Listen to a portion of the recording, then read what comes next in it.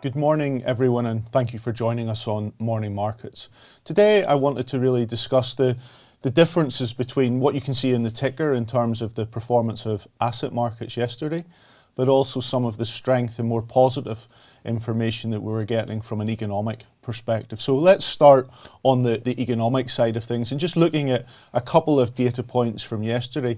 Firstly, focusing in here on the UK in terms of public borrowing, something that has really been in focus over the last 24 months as we've thought about COVID support programmes and also about the energy subsidies. And there was really quite a surprise yesterday in the data that showed that borrowing was much less than forecast by the OBR, the Office for Budget Responsibility, just some 3 to 4 months ago, indeed 20% better. Now, why is that important for all of us? Well, it gives the Chancellor some wiggle room as we move towards the spring budget on the 15th of March. And in particular, it allows him to think about taxation, possibly slightly differently, spending in slightly different ways, but also, as we've seen just coming through today, maybe a way to solve some of the public sector pay disputes that are ongoing as well. So something that certainly is worth monitoring as we look forward. Secondly, looking at some data from Europe and the US, we get our monthly purchasing manager indices. And when we look at those for both Europe, we've seen an improvement for the past 2 months, above 50 into the expansionary territory there.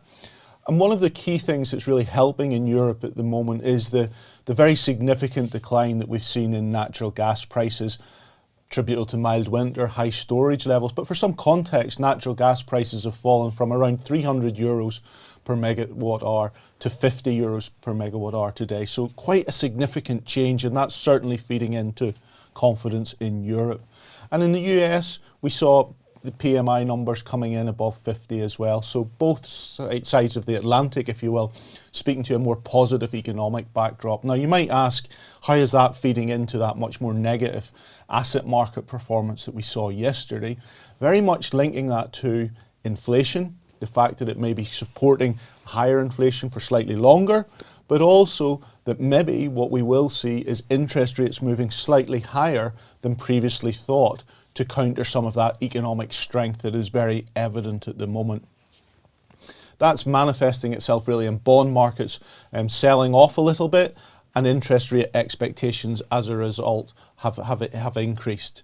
What we can say there is that over the course of the month to date, we've seen quite material moves in US bond yields in particular, something that is really in focus for the market. So hence that difference that we're seeing in terms of the performance over the recent couple of days.